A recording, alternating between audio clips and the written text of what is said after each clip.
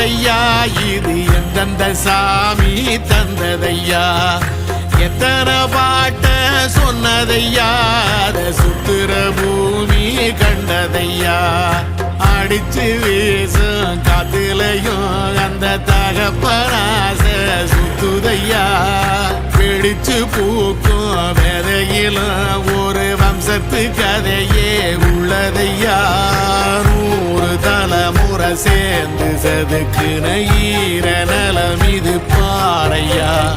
வாழும் வரையிலும் நீயும் விதைக்கிற கடமை இருக்கு கேளையா கோடி